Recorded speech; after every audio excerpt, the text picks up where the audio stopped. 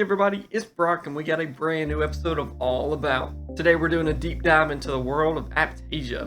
We're going to jump straight into it on how to use the solution to manually get rid of them in case you bought some and are ready to learn the best way to use it.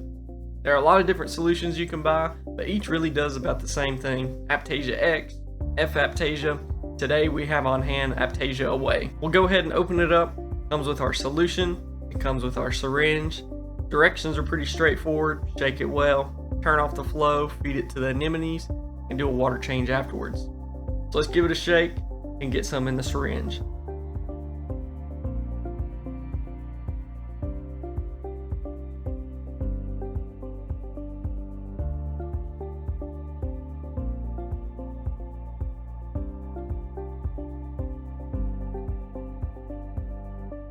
Now I turn off any and all flow. I have power heads to turn off, a protein skimmer, as well as a canister filter. I'll also wait a few minutes after turning it off to give the water some time to settle. Key thing here is to approach the Aiptasia with the syringe very slowly, and you want it right above the center, right where the mouth is. You'll see one of the Aiptasia jerk back into its hole, and you don't want that to happen because some can be in a hole so tight that you can't get the solution back to them, and you end up having to wait for them to come back out. Luckily for the bunch that's on this rock, I could see the footing on all of them, so it was really easy to get that solution to them. Make sure to squirt a generous amount of it into the center of the Aiptasia. You'll see the tentacles immediately closing, thinking that it's food. Repeat this to any of the Aiptasia in the tank. I even went back over them again just to make sure they were all covered. After I've gotten the Aiptasia with the solution, I'm going to wait 30 minutes and just let the magic take place. You'll see the Aiptasia literally disintegrate right in front of you. This stuff is no joke.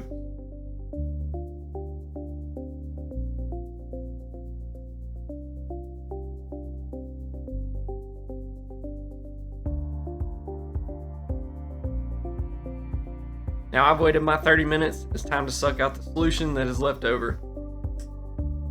This will also suck up any leftovers of the Aiptasia, as well as any eggs that they might have laid.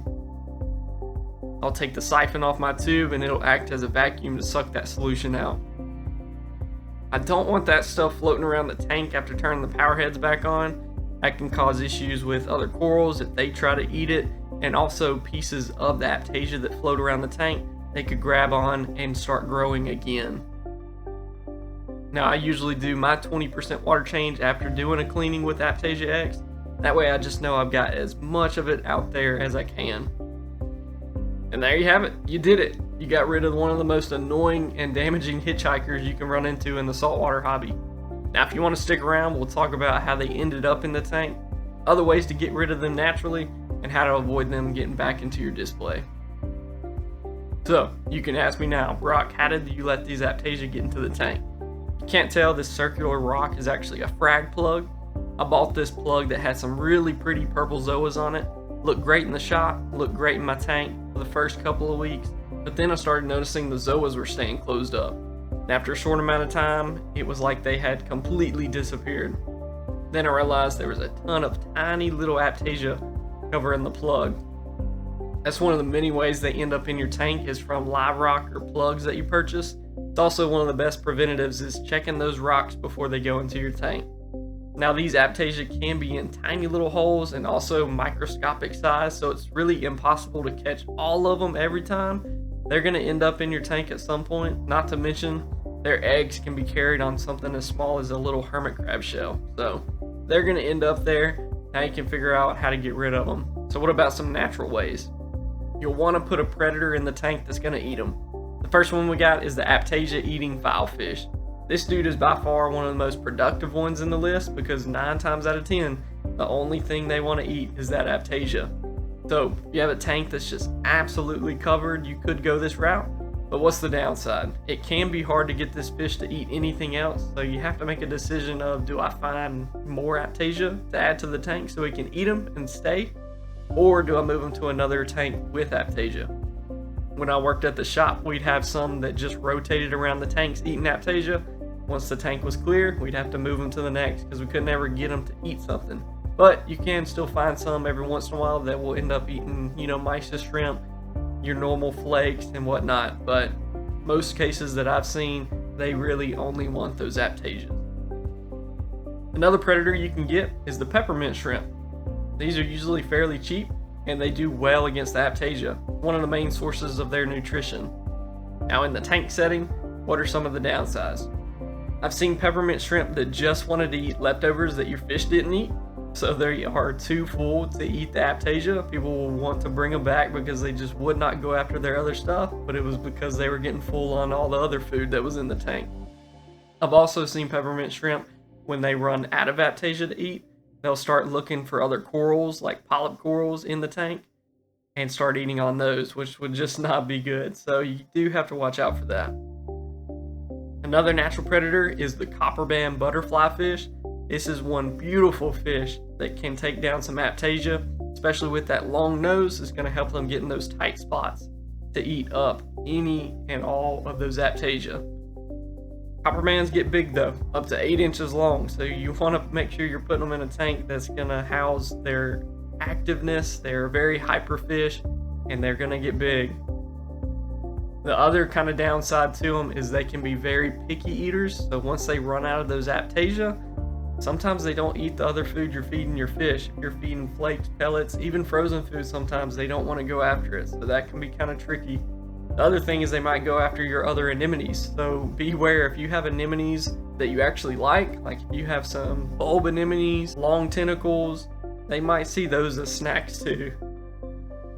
The last natural eaters you can get are nudibranchs, specifically the Bergia. These small sea slugs only want one thing and one thing only, and that's Aiptasia. They'll quickly multiply in the tank setting, which can help a ton because the tiny babies can get into those tight spaces and remove Aiptasia population from multiplying. Downside is they will eventually die off after the source of Aiptasia dwindles down to 0.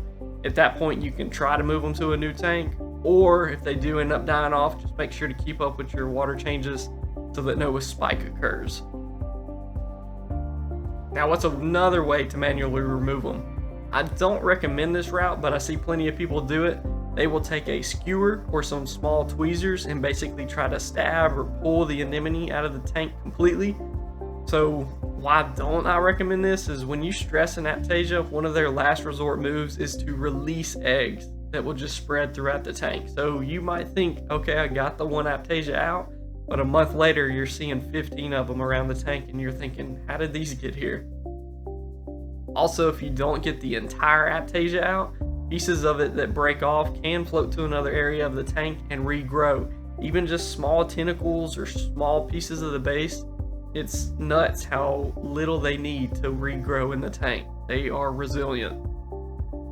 Now, if you are questioning if you should even remove them from your tank, the main issue with them is they will sting surrounding corals. So if you have a nice reef tank and they're popping up just like they did in mine, they killed off the zoas. And if you're someone that has a lot of pretty expensive corals in the tank and you see them popping up stinging your corals, it's not good. You'll want them out. They are anemones, so those tentacles will sting anything in its path. They're not going to mess with your fish, not going to mess with your inverts. So if you have a fowler and you're like, I like the look, they look cool, you could let them be, but they will multiply like crazy very fast. And we'll keep it short and sweet for us today. I hope this gave you a quick tutorial on how to use the product you just bought, and also other ways to keep these annoying hitchhikers out of your tank for good. Don't forget to like and subscribe. Share the channel with your friends and family this holiday season. We are so close to 20,000 subscribers. As always, stay safe, be kind, and I'll see y'all later.